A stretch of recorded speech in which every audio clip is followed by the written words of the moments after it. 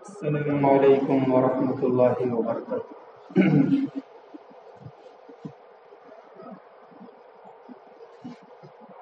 الحمد للہ وحدہ والصلاة والسلام على اشرف الانبیاء والمرسلین وعلى آلہ واصحابہ اجمعین، اما بعد فقد قال الله تبارك وتعالى في كلامه المجيد والفرقان الحميد: فأعوذ بالله من الشيطان الرجيم، بسم الله الرحمن الرحيم، يا أيها الذين آمنوا قوا أنفسكم وأهليكم نارا وقودها الناس والحجارة. وقال الله تبارك وتعالى في مقام آخر: يا بني لا تشرك بالله إن الشرك لظلم عظيم. وقال الله تبارك وتعالى في مقام آخر: إن الشرك لظلم عظيم إن الله لا يغفر أن يشرك به ويغفر ما دون ذلك لمن يشاء. صدق الله المولانا العظيم ونحن على ذلك من الشاهدين والشاكرين والحمد لله رب العالمين. وقال النبي صلى الله تعالى عليه وسلم: جددوا إيمانكم. قيل يا رسول الله كيف نجدد إيماننا؟ قال: أكثروا من قول لا إله إلا الله، أو كما قال النبي صلى الله تعالى عليه وسلم.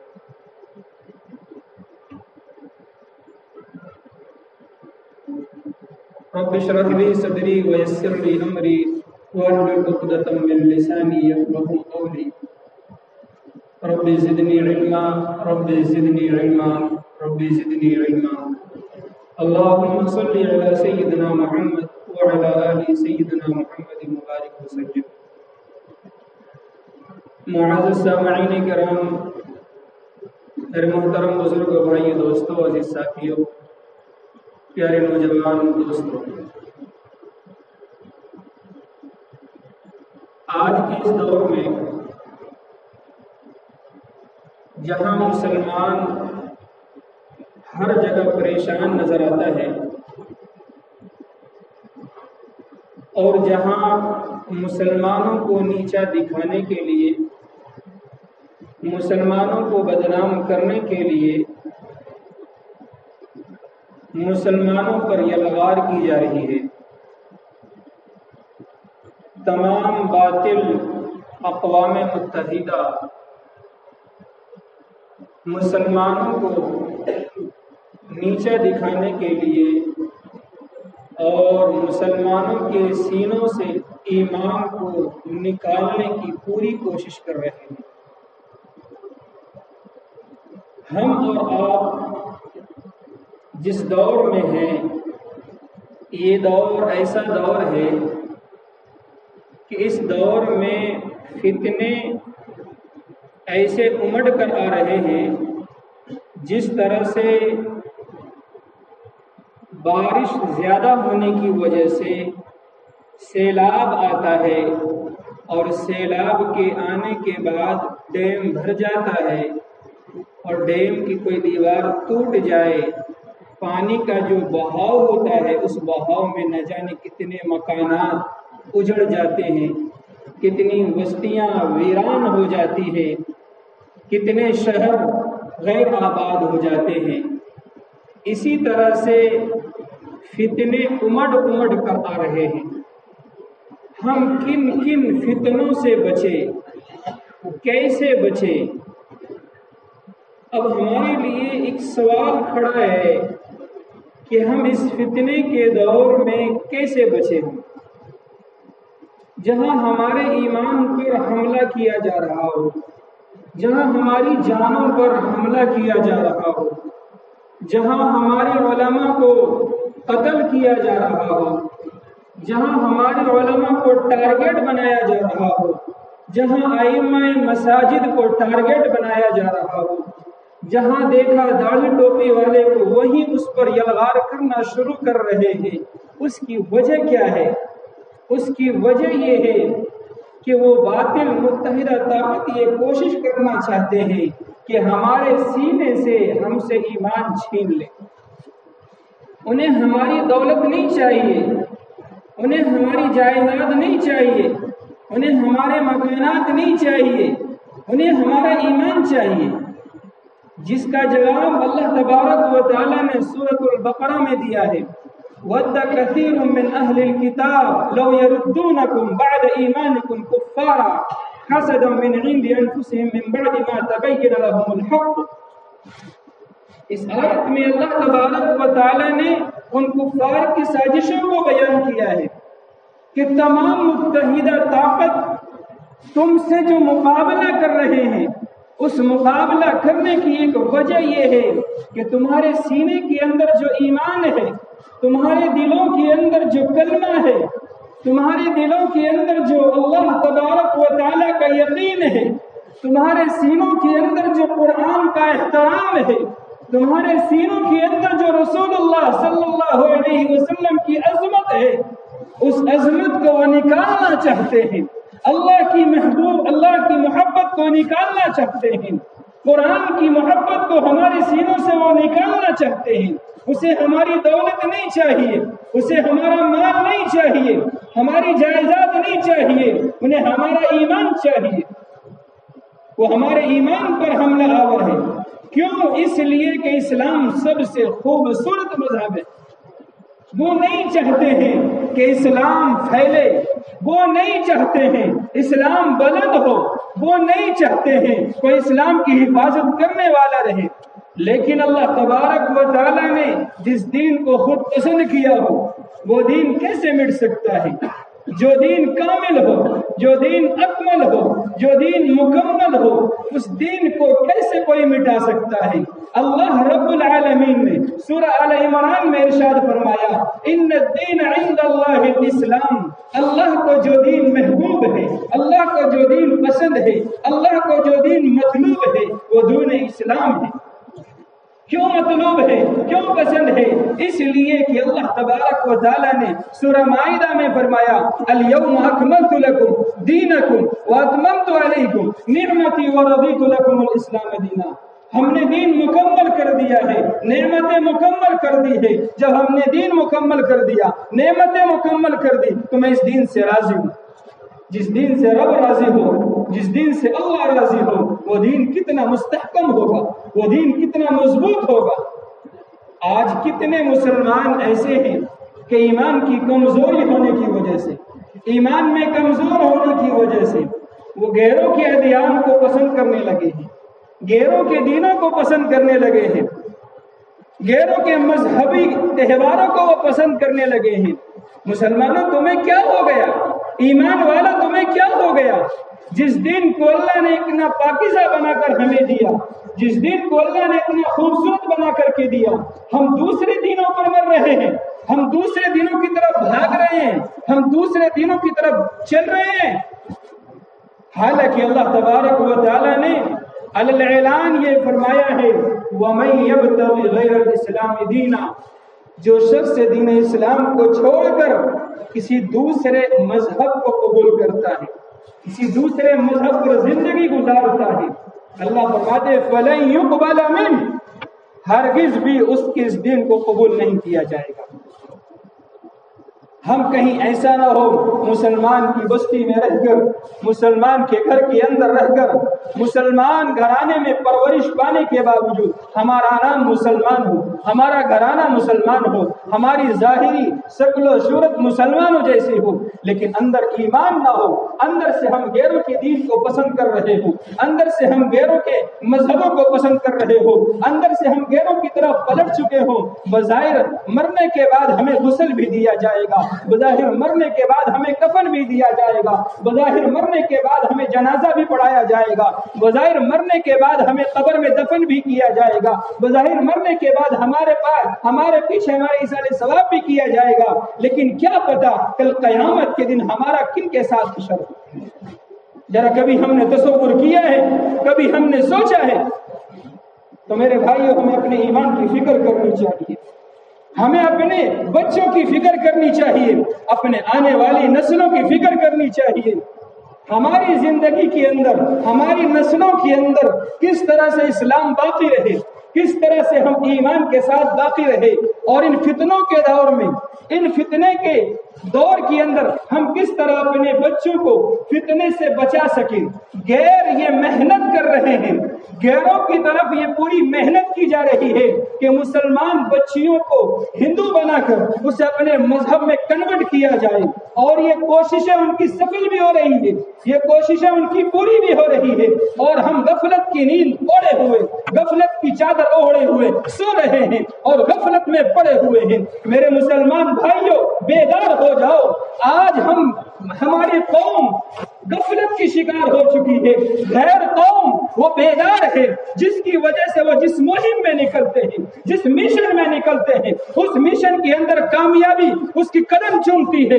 آج ہمیں کامیابی کیوں نہیں ملتی؟ اس کی وجہ یہ ہے کہ ہم غفلت کے شکار ہو چکے ہیں۔ اگر ہم اپنی نسلوں کی حفاظت کرنا چاہتے ہیں، اپنے ایمان کی حفاظت کرنا چاہتے ہیں، اپنے بچوں کی، اپنے نسلوں کو ارتداد کے اس دہانے سے بچانا چاہتے ہیں، اپنے آپ کو مرتدین سے بچانا چاہتے ہیں، فتنوں سے بچانا چاہتے ہیں، میں آپ کے سامنے قرآن کی آیات کی روشنی میں، احادیث مبارکہ کی روشنی میں 5 ایسے اعمال بتانے کی کوشش کروں گا۔ اگر ہم سب اس پر عمل کر لیں تو ہمارا ایمان بھی محفوظ رہے گا، ہمارے آنے والی نسلوں کے بھی ایمان محفوظ رہیں گے۔ ان میں سب سے پہلی چیز ہے اپنے عقیدے کی حفاظت۔ ان میں سب سے پہلی چیز اپنے عقیدے کی حفاظت۔ اللہ تبارک و تعالی نے سورہ تحریم میں ارشاد فرمایا، یا ایھا الذین آمنوا قوا انفسکم واہلیکم نارا، اے ایمان والو اپنے آپ کو اور اپنے اہل و عیال کو اس جہنم کی آگ سے بچاؤ جس کا ایندھن لکڑی نہیں ہے، جس کا ایندھن یہ کانٹے نہیں ہیں، جس آگ کو دہکانے کے لیے، جس آگ کو سلگانے کے لیے، جس آگ کو تپانے کے لیے، جس آگ کو روشن کرنے کے لیے اللہ تبارک و تعالیٰ انسانوں کو ڈالیں گے، جس آگ کو روشن کرنے کے لیے پتھر کو ڈالا جائے گا۔ اللہ تبارک و تعالیٰ ایمان والے سے مخاطب ہو کر کے یا ایھا الذین آمنوا قوا انفسکم واہلیکم نارا، اے ایمان والو اپنی فکر کرو، اپنے اہل و عیال کی فکر کرو۔ کیسے فکر کریں؟ کس طرح سے ہم اپنے ایمان کو بچائیں؟ تو قرآن دوسری جگہ رہنمائی کرتا ہے۔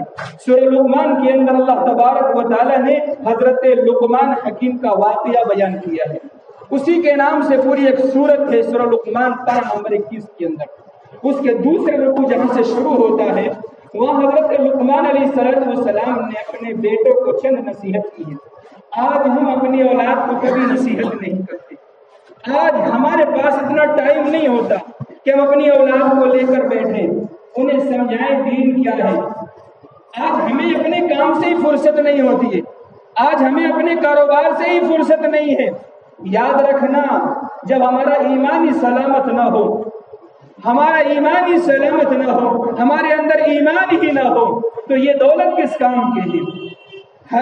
یہ سروں پر امامے اور ٹوپے کس کام کے ہیں؟ چہرے پر داڑھی کس کام کے ہیں؟ میرے بھائیوں یاد رکھیں، جب تک ہم اپنی نسل کی حفاظت نہیں کریں گے، نسل کی خبر گیری نہیں کریں گے، اس وقت تک اللہ تبارک و تعالی ہماری نسل کی حفاظت نہیں کریں گے۔ اللہ تبارک و تعالی نے قرآن پاک کے اندر سورہ لقمان میں فرمایا، سب سے پہلے عقیدے کی حفاظت۔ اپنی زندگی کے اندر اپنی اولادوں کو بٹھائیں اور انہیں سمجھائیں۔ کیا سمجھانا ہے؟ سب سے پہلی نصیحت حضرت لقمان علیہ السلام نے جو اپنی اولاد کو کی ہے، وہ سب سے پہلی نصیحت یہ ہے، یا بنی لا تشرک باللہ، اے میرے بیٹے اللہ کے ساتھ کسی کو شریک نہیں کرنا۔ کیوں نہیں کرنا؟ ان الشرک لظلم عظیم، اس لیے کہ شرک بہت بڑا گناہ ہے، جرم عظیم ہے، بہت بڑا گناہ ہے، جس کی وضاحت اللہ تبارک و تعالیٰ نے سورہ نساء میں فرمایا کہ شرک ایک ایسا گناہ ہے، شرک ایک ایسی نافرمانی ہے جس کے متعلق اللہ تبارک و تعالیٰ نے فرمایا، ان اللہ لا یغفر ان یشرک بہ ویغفر ما دون ذلک لمن یشاء۔ اللہ تبارک و تعالیٰ شرک کے علاوہ جس گناہ کو چاہے گا وہ معاف کر دے گا، اللہ تبارک و تعالیٰ چاہیں گے تب شرک کے گناہ کو معاف کریں گے، ان کے علاوہ جو گناہ چاہے اللہ معاف کر دے، لیکن شرک کے متعلق فرمایا میں چاہوں گا تو معاف کروں گا۔ اتنا بڑا گناہ ہے یہ۔ آج ہماری اولاد مشرکانہ طرز پر زندگی گزار رہی ہے، آج ہم مشرکانہ طرز پر زندگی گزار رہے ہیں۔ کبھی ہم نے اپنے ایمان کی فکر نہیں کی، کبھی ہم نے اس کے بارے میں سوچا نہیں۔ اللہ کے نبی علیہ السلام نے ارشاد فرمایا کہ کبیرہ گناہوں میں سے ایک گناہ یہ ہے الاشراک باللہ، اللہ کے ساتھ شرک کرنا، اللہ کے ساتھ شرک کرنا۔ یہ غیر تو چاہتے ہیں کہ ہمارے سینے سے ایمان نکال لیں، وہ چاہتے ہیں کہ ان کی طرح ہم بن جائیں، اور ہم بننے کی پوری کوشش بھی کر رہے ہیں۔ اس لیے میرے بھائیو سب سے پہلے اپنے عقیدے کی حفاظت کریں۔ پھر اللہ تبارک و تعالیٰ نے سورہ بقرہ کے اندر ایک پیغمبر کا ذکر کیا، حضرت یعقوب علیہ السلام۔ حضرت یعقوب علیہ السلام ایک ایسے پیغمبر ہے، ایک ایسے نبی ہے جس کا خاندان نبیوں سے چلا ہے، بعد میں بھی نبی ہے۔ حضرت یعقوب علیہ السلام کے والد نبی ہیں، حضرت اسحاق علیہ السلام، حضرت یعقوب علیہ السلام کے والد کا نام حضرت اسحاق ہے، وہ بھی نبی ہے۔ حضرت اسحاق کے والد کا نام حضرت ابراہیم ہے، وہ بھی نبی ہے۔ حضرت یعقوب کے بیٹے کا نام یوسف ہے، وہ بھی نبی ہے۔ خود نبی ہیں، نبی زادے ہیں، آپ کی اولاد میں نبی ہیں، اور آپ اپنی اولاد کو آخر وقت میں، جس وقت جہاں کنی کا عالم ہوتا ہے، سکرات کا عالم ہوتا ہے، موت کا وقت ہوتا ہے، اس وقت اپنی اولاد کو بلاتے ہیں۔ آج ہم اپنی اولاد کو بلاتے ہیں، کہتے ہیں فلاں جگہ اتنا مال رکھا ہوا ہے، فلاں سے اتنا لینا ہے، فلاں کو اتنا دینا ہے، فلاں جگہ قرضہ باقی ہے۔ لیکن قربان جائیں، انبیاء علیہ السلام نے ہمیں سیرت سکھائی ہے، قرآن ہمیں یہ پیغام دیتا ہے کہ آپ ساری زندگی اپنی اولاد کی فکر کریں آخرت کے متعلق۔ ہم جب آنکھ کھولتے ہیں، ہماری اولاد جب باشعور ہوتی ہے تو ہماری فکریں دنیا کی ہوتی ہیں، آنکھیں جب بند ہوتی ہیں ہماری فکر اولاد کے لیے دنیا کی ہوتی ہے۔ قرآن یہ پیغام دے رہا ہے، جب آنکھ کھولو، جب آپ کی اولاد ہوشیار ہونے لگے، جب آپ کی اولاد کے اندر سمجھ بوجھ آنے لگے، انہیں شرک سے بچانے کی کوشش کرو، انہیں شرک سے دور رکھنے کی کوشش کرو۔ اب جب تمہاری آنکھ بند ہونے لگے، اس پر عہد و پیمان لو کہ میرے بعد تم کس دین پر زندگی گزارو گے۔ اللہ تبارک و تعالیٰ نے سورہ بقرہ میں فرمایا، پارہ نمبر پہلے کے اندر ارشاد فرمایا، ام کنتم شہداء اذ حضر یعقوب الموت اذ قال لبنیہ ما تعبدون من بعدی۔ کیا جس وقت حضرت یعقوب علیہ السلام کو موت آ رہی تھی اس وقت تم وہاں موجود تھے؟ نہیں، ہم میں سے کوئی موجود نہیں تھا۔ اس وقت یعقوب علیہ السلام نے کیا کہا؟ اذ قال لبنیہ ما تعبدون من بعدی۔ جب حضرت یعقوب علیہ السلام نے اپنی اولاد سے کہا میرے مر جانے کے بعد، میرے وفات کے بعد، میرے اس دنیا کے چھوڑ جانے کے بعد تم کس دین پر زندگی گزارو گے، مجھے بتاؤ اور مجھ پر عہد و پیمان کرو، میرے ہاتھ پر ہاتھ رکھ کر مجھ سے وعدہ کرو، تم کس دین پر زندگی گزارو گے؟ قالوا نعبد الہک و الہ آبائک ابراہیم و اسماعیل و اسحاق الہ واحدا۔ تمام کی تمام اولاد نے آپ کے ہاتھ پر ہاتھ رکھ کر یہ کہا، ہم آپ کے معبود کی عبادت کریں گے۔ آپ جس معبود کی عبادت کرتے تھے، آپ کے آبا و اجداد حضرت اسحاق، حضرت اسماعیل، حضرت ابراہیم جس ایک اللہ کی عبادت کرتے تھے، اس اللہ کی عبادت پر ہم زندگی گزاریں۔ یہ قرآن کا پیغام ہے، یہ قرآن ہمیں تعلیم دے رہا ہے کہ ہم اپنے بچوں کو کس طرح سے ارتداد کے دہانے سے بچائیں، کس طرح سے اپنے بچوں کو ارتداد سے بچائیں، ان کی فکر کریں، خود اس پر جمیں۔ دوسرا عمل، وقت بہت کم ہے، مجھے اسی 5 منٹ کے اندر 5 باتیں آپ تک پہنچانے کی کوشش کروں گا میں۔ اللہ تبارک و تعالیٰ نے دوسری بات ارشاد فرمائی، اپنی اولاد کی اور اپنی فکر کے لیے دوسرا کام یہ کرنا ہے نماز کا اہتمام۔ آج ہم نماز کا اہتمام نہیں کرتے، جمعے نماز پڑھتے ہیں، کوئی روزانہ بھی نماز پڑھتا ہے تو 5 وقت کی نماز نہیں پڑھتا۔ جمعہ کی نماز ہم فرض سمجھ کر پڑھنے کے لیے نہیں آتی یا واجب سمجھ کر پڑھنے کے لیے نہیں آتی، بلکہ ہم اپنی ضرورت کو پورا کرنے کے لیے آتے۔ معاف کیجیے گا میں بہت سخت جملے استعمال کر رہا ہوں، کیوں؟ اس لیے کہ اللہ نے ہمارے اوپر 5 وقت کی نماز فرض کی ہے، صرف جمعہ فرض نہیں کیا ہے۔ ہماری ضرورت جمعہ ہے، اس لیے ہم جمعے میں آتے ہیں۔ اگر جمعے کی نماز نہ پڑھے تو گھر والے تانے دیں گے آج جمعے کا دن نماز پڑھنے نہیں گیا۔ محلے والے بولیں گے کیسا بے وقوف ہے، کتنا ایمان کا نچلے درجے کا ہے، اس سے بھی سخت جملہ استعمال کرے جو ہم مسجد میں استعمال نہیں کر سکتے۔ اپنی اولاد کو یہ کہیں گے، تانے دیں گے، دوست تانے دیں گے، رشتہ دار تانے دیں گے۔ اس تانے سے بچنے کے لیے کم سے کم اتنا تو وہ کرتے ہیں کہ خطبہ جب امام دے رہا ہوتا ہے تب بہت سارے لوگ مسجد میں انٹری کر رہے ہوتے ہیں۔ اس سے بھی آگے چلو، اس سے بھی بڑی بات کہتا ہوں میں، جب امام نماز کے لیے کھڑا ہو گیا نا، ایک رکعت نکل چکی ہے تو دوسری رکعت میں لوگ پہنچ رہے ہوتے ہیں مسجد میں۔ ہم نماز نہیں پڑھ رہے تو لوگوں کو دکھا رہے تھے کہ مسجد آئے جمعے کے دن۔ واقعتاً اگر ہم نمازی ہیں تو ہم پر اللہ نے 5 وقت کی نماز فرض کی ہے، اور یہ 5 وقت مسلمانوں پر نماز اللہ نے فرض کی ہے، غیروں پر فرض نہیں کیے۔ غیروں میں اور مسلمانوں میں تمیز صرف نماز کا ہے کہ غیر نماز نہیں پڑھتے۔ اللہ کے نبی علیہ السلام نے فرمایا ایمان اور کفر کے درمیان فرق کرنے والی چیز وہ ہے نماز۔ آج مسلمان نماز ہی سے دور ہے۔ جب تک ہم نماز کا اہتمام نہیں کریں گے ہماری ایمان کی حفاظت نہیں ہوگی۔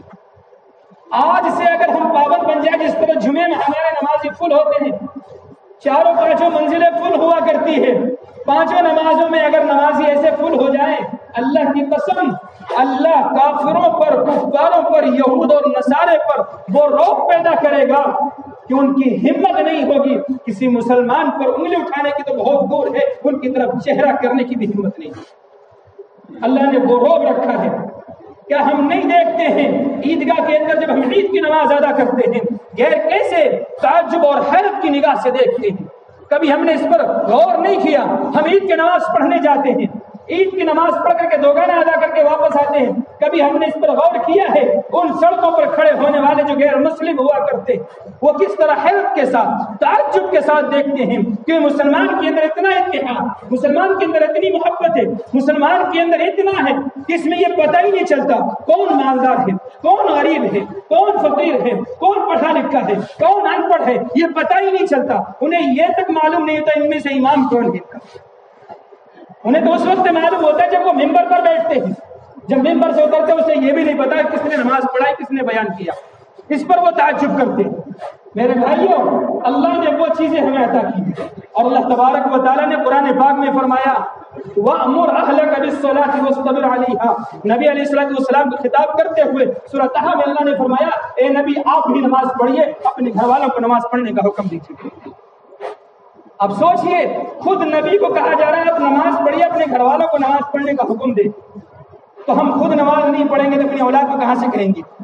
تو ہماری ایمان کی حفاظت کیسے ہوگی؟ ہمارے اپنے ایمان کی حفاظت کے لیے دوسرا عمل یہ ہے، اس ارتداد کے دور میں، فتنے کے دور میں بچنے کے لیے دوسرا عمل ہے نماز کا اہتمام۔ تیسرا عمل ہے کہ مسجد، مدرسے، مکاتب ان کو آباد کرنا، یہ ہماری دینی فریضے ہیں۔ اگر یہ مدارس کے جان نہ ہوتے آج ہم تک قرآن نہ پہنچتا، آج یہ مکاتب کے جان نہ ہوتے، مساجد نہ ہوتے تو ہمیں ایمان کی بات کہنے والا کون ہوتا؟ ہمیں قرآن سمجھانے والا کون ہوتا؟ ہمیں اللہ کا تعارف کرانے والا کون ہوتا؟ قربان جائے علماء کرام پر کہ انہوں نے محنت کر کے مساجد، مکاتب، مدارس قائم کیے ہیں۔ ہم اپنے بچوں کو مدارس میں پڑھائیں، اپنے بچوں کو مکاتب میں داخل کریں۔ میں یہ نہیں کہتا کہ آپ اپنے بچوں کو اسکولوں میں نہ پڑھائیں، کالجز میں نہ پڑھائیں، آپ اپنے بچوں کو کالج میں پڑھائیں، اسکول میں پڑھائیں، اپنی بچیوں کو پڑھائیں، لیکن یاد رکھیں جہاں مخلوط تعلیم ہو رہی ہو اس کالج میں نہ ڈالیں۔ جہاں لڑکے اور لڑکیاں ایک ساتھ پڑھ رہے ہیں اس کالج میں آپ اپنے بچوں کو نہ ڈالیں۔ یاد رکھنا وہ کالج تو جا رہے ہیں، وہ صبح 7 بجے سے یا 8 بجے سے لے کر شام کے 4 بجے تک ہماری بچیاں کن کے ساتھ ہیں ہم میں سے کسی کو نہیں پتا ہوتا۔ پتا ہوتا ہے بتائیں ہم ذرا، آنے کے بعد کبھی اپنی اولاد سے پوچھتے ہیں؟ ہم تعلیم کے مخالف نہیں ہیں، دنیاوی تعلیم کے مخالف نہیں ہیں۔ ہم آپ سے کہتے ہیں آپ اپنی اولاد کو بہترین ایجوکیشن دیں، آپ اپنی اولاد کو بہترین ایجوکیشن دیں، ڈاکٹر بنائیں، وکیل بنائیں، جج بنائیں، پروفیسر بنائیں، لڑکے نہیں لڑکیوں کو بنائیں، لیکن گرل کالج، لڑکیوں کے کالج میں جہاں صرف لڑکیاں ہی لڑکیاں ہوں وہاں لڑکے نہ ہوں۔ اگر مخلوط تعلیم کے ساتھ اپنے بچوں کو بھیجیں گے وہ اپنے ایمان کی سودا کر کے آ جائیں۔ ہماری بچیوں کا حال یہ ہے، عورتوں کا حال یہ ہے، اسے تھوڑی سی تعریف پسند ہے، کوئی تعریف کر دے وہ پھسل جاتی ہے۔ اس کی خوبصورتی کی تعریف کرتے پھسل جاتی ہے، اس کے علم کی تعریف کرتے پھسل جاتی ہے، کپڑوں کی تعریف کرتے پھسل جاتی ہے۔ ان تھوڑے تھوڑے تعریفوں پہ غیر مسلم ہمارے بچیوں کو اپنے ساتھ لے کر جا رہے اور ہم ہاتھ پر ہاتھ ملے ہوئے۔ جو عزت دار گھرانہ ہے، جو دیندار گھرانہ ہے، ان کا گھر بھی آج محفوظ کیوں نہیں ہے؟ اس کا گھر محفوظ اس لیے نہیں ہے کہ آج وہ مخلوط تعلیم کے ساتھ اپنے بچوں کی تعلیم دے رہے ہیں۔ میں منع نہیں کرتا اپنے بچوں کو تعلیم نہ دیں، تعلیم دیں، لیکن جہاں گرلے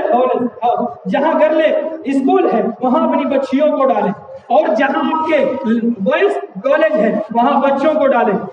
مختلف اور مخلوط تعلیم نہ ڈالیں، اس کا نقصان یہ ہے ہماری بچیاں ہمارے ہاتھ سے نکل جائیں گے۔ پھر لو میرج کی جو باتیں چل رہی ہیں، وہ لڑکی ان کے ساتھ پیار کر رہی ہے، وہ لڑکا ان کے ساتھ پیار کر رہا ہے، پھر ماں باپ پریشان ہو کر اپنی عزت کو چھپانے کے لیے غیروں کے ساتھ شادیاں نبھا رہے ہیں۔ کیا کرے؟ اپنی بچے کو گھر نبھانا ہے، اپنی عزت بچائے، اپنی بچی کو بچائے، اپنی عزت بھی بچائے، اپنے بچیوں کو بھی بچائے۔ کب؟ جب ہم اپنی بچیوں کو وہاں تعلیم دیں گے جہاں صرف لڑکیاں ہی لڑکیاں ہوں، لڑکے نہ ہوں۔ جہاں لڑکے ہی لڑکے ہوں وہاں اپنے لڑکوں کو تعلیم دیں، اس کے بعد ان کی فکر کرے۔ اگر ہماری بچیاں بڑی ہو گئی ہے تو جہاں عالمہ کورس ہے اپنی بچیوں کو 1 گھنٹے کے لیے وہاں بھیجے تاکہ ان کے عقیدے کی حفاظت ہو سکے، ان کے ایمان کی حفاظت ہو سکے۔ جو بچے چھوٹی کلاس کے ہیں، نرسری کے ہیں، کلاس 1 کے ہیں، کلاس 2 کے ہیں، کلاس 3 کے ہیں، 10 کلاس کے، 12 کلاس کے ہیں، ان بچوں کو کم سے کم 1 گھنٹے کے لیے مکتب میں بھیجیں۔ جو بڑے ہو چکے ہیں، جو مکتب نہیں جا سکتے، وہ اپنے آپ کو تبلیغی جماعت میں لگائیں تاکہ وہاں اپنے ایمان کو سیکھیں، اپنے ایمان کی حفاظت کریں۔ مسجدوں میں اپنے مالوں کو لگائیں، مدرسوں میں اپنے مالوں کو لگائیں۔ اتنی بڑی مسجد ہے اور اتنی بڑی مسجد میں جمعہ فنڈ کتنا ہوتا ہے؟ 12,000 15,000، جبکہ ہماری آبادی کتنی ہے؟ ہماری آبادی کم سے کم نہیں تو 3,000 ہے۔ اگر 3,000 لوگ 20 روپئے بھی دینا تو اتنے ہو جائیں گے، ہم گن نہیں پائیں۔ 20 روپئے بھی دیتے ہو تو ہم اپنی مسجدوں کی حفاظت کریں۔ چوتھا کام یہ ہے کہ ہم تکبر اور عجب اور بڑائی سے اپنے آپ کو محفوظ رکھیں۔ 5واں کام بتا کر میں اپنی بات ختم کر رہا ہوں کیونکہ وقت ہو چکا ہے۔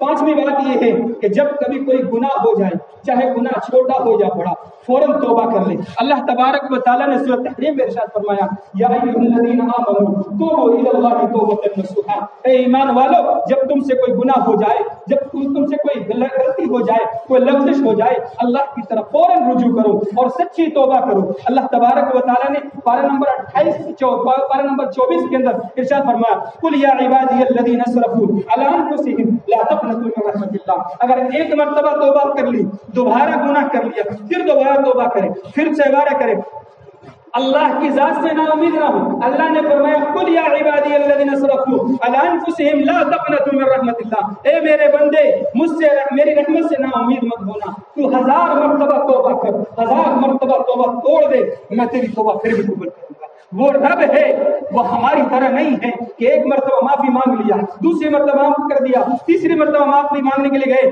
تانے دینے شروع کر دیے۔ رب کبھی تانا نہیں دیتا، رب یہ کہتا ہے اتنی تاخیر کیوں کر دی؟ اس لیے میرے بھائی، ہمارے پاس ابھی وقت ہے، موت آنے سے پہلے موت کی تیاری کر لیں۔ ان 5 اعمال پر ہم اگر زندگی گزاریں گے، ہماری بھی حفاظت ہوگی، ہماری نسلوں کی بھی حفاظت ہوگی۔ اللہ ہمیں اور آپ کا عمل کرنے کی توفیق نصیب فرمائے۔ وآخر دعوانا الحمد للہ رب العالمین۔ جزاکم اللہ خیرا۔